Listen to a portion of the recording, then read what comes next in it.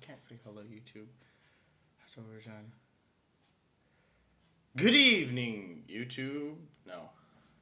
Hey there, YouTube. Oh, that's what we're done. Ready to rent some videos, YouTube? Sir, the camera's still on. What? Previously on the Movie Store Guy. And now, this week's episode of The Movie Store Guy.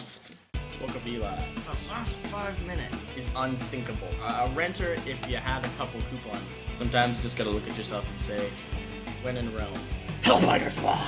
This is the most self-indulgent piece of garbage since Nick and Nora's Infinite Suckfest.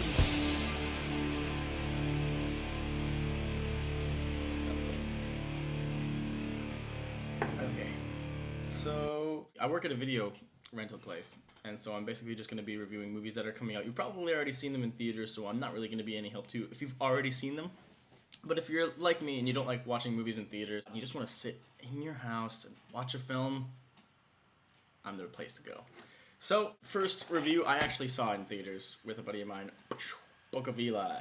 Now, Book of Eli is starring Denzel Washington and Gary Oldman, and it's actually not a bad movie. There's a couple of good twists in here, which I won't ruin because I'm not all about spoilers. But if you've seen this in theaters, or if you've read about it, or if your friends told you about it, you know that it's a pretty darn cool movie.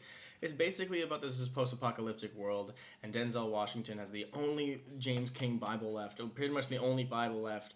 And if you have that Bible, you can start up religion, and then you can control people, which is what Gary Oldman wants to do. People eat people, people shoot people.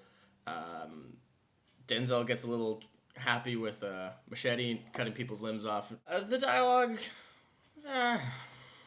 it's an action movie. It's an action adventure, and if for what it's worth, it's a really, really good, I don't know, post-apocalyptic romp. Mila Kunis is in it as well. I think her character was just there to keep Denzel company and move the story along. All in all, I rate this, I don't know. I don't have a rating system yet. This movie is good. It's really good, actually, up until just the last 5 minutes. Goes downhill.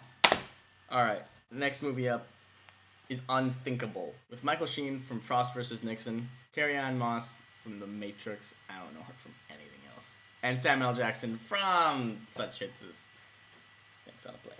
Anyway, basically, in this movie, Michael Sheen plays a terrorist dude who is a Muslim extremist, and Samuel L. Jackson plays a torturer. I don't know, torturer, interrogator. That's really all he does. He professes to be super badass, but really all he does is just hurt people and make them tell him stuff. And Carrie-Anne Moss plays some FBI agent with a bunch of other people. It's a pretty good cast. The movie's called Unthinkable because it's basically a commentary about torture and what is, like, you know, doable. It's unthinkable to do these things to people. The writing is hilarious because there's so many scenes that are interrupted by MSG, Dan wants you. Oh, okay. But like I was saying, there are so many... MSG, Dan wants you. Okay, I'll be there in a minute. There are so many scenes... God damn it! There's so many scenes that are interrupted by that. Just so many people who are talking, and all of a sudden the door opens, and it's like, I need you to come with... He needs you. And they'll get there, and they'll start talking, and then someone else will open another door and be like, he needs you over in this room. You need to come here. There's no real fluid dialogue. The pacing's really choppy. But all in all, if I would rate this movie, if I had a rating system, it would be a big... a renter if you had a couple coupons. I could get a couple bucks off. It is an interesting movie. That brings me to the one really good one that's coming out this Tuesday, which is When in Rome, which stars Kristen Bell and Josh Duhamel. You fall in love with her character right away. She's a sort of a bumbling dunderjutz who really is just struggling to make things work. That and the fact that she looks exactly like my ex-girlfriend and has the same middle name as my ex-girlfriend. Ugh. Anyway, basically the plot is Kristen Bell plays this sort of bumbling, klutzy worker person, but she's really striving. She strives really hard to do well at her job. All of a sudden, her sister gets married. She's some flight attendant or stewardess or whatever, and she gets married to this Italian guy who she's known for 2 weeks, so her sister's kind of about it. She goes to Rome anyway to support her sister because that's what you do. And while she's there, she meets Josh Duhamel's character. What's his name? Can't remember what Josh Duhamel's character's name is. And basically, Josh Duhamel is the same exact person as Kristen Bell's character. So instantly, she's like, wow, this is amazing, you're awesome. And then she sees him kissing another person by the Fontana dell'Amore, which is the fountain of love, if you don't speak gobbledygook. The Fontana dell'Amore, basically, you throw coins into the fountain, and you wish, and you go, please give me love, or please make that person come back to me, or something like that. And so she goes into the Fontana dell'Amore, and she's drunk, and she's upset, because she thought she found the perfect guy. She goes, I'm gonna save you, your love sucks. So she saves 4 coins. Sorry, she saves 5. Basically, she saves 5 coins. I'm done. Danny DeVito, John Heder, Will Arnett, and Dax Shepard. And then a mysterious other coin, which is probably Josh Duhamel's character.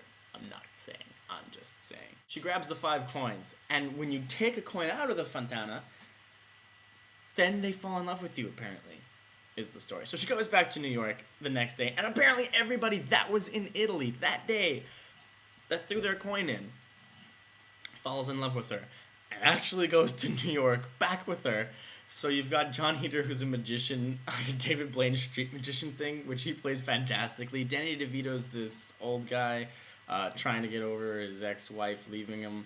Dax Shepard plays this pompous model, and he's so good at it. I love Dax Shepard. Will Arnett plays this Italian painter guy who's he just doesn't know the meaning of the word no, because Italians don't say no. They don't have a word for no. There's no no in Italy, which is why there's so many Italians, because they never say no. A little tidbit of untrue information. So yeah, love, amore. There's nothing better than love, really. Sometimes you just gotta look at yourself and say, when in Rome. That doesn't apply here, but it's a good movie. Which brings me to today's segment of Movies I didn't bother to watch. Yes, movies I didn't bother to watch. The other movies that I actually tried to watch but just went, ugh. This next movie puts the B back in blah. Hellbinders. I actually had to look at the title because I forgot what the title was. Hellbinders is essentially about, it says here, a soulless mercenary, an elite assassin, and the last remaining member of the Knights Templar must join forces to defeat Legion before it opens up the gates of hell itself and overruns the entire world. Hellbinders, blah! On a scale of 1 to Ghost Rider, this movie was not a Ghost Rider, but it sure was goddamn close. And this brings me to my last one, and I'm gonna get so much flack with this, but I did not finish this, Youth and Revolt. This is the most self-indulgent piece of garbage since Nick and Nora's Infinite Suckfest. I have hope for Michael Cera, but right now I don't like him. Because he does the same thing, over and over and over again. Keep in mind, Kristen Bell also does that. Some people I don't like that. Jason Bateman does the same thing. Michael Cera does the same thing. Jack Black does the same thing, and he gets tiresome. He does get tiresome. But year 1, good lord! Yeah, in this movie, they use dialogue that no teenager ever says. At one point, the hot chick goes, could you apply this lotion to my exposed areas? Who says exposed? Could you put this on my exposed areas? No, you go, you want to rub this on my back? I'm a hot sticker. If you're gonna be cliche, damn it. Juno was okay.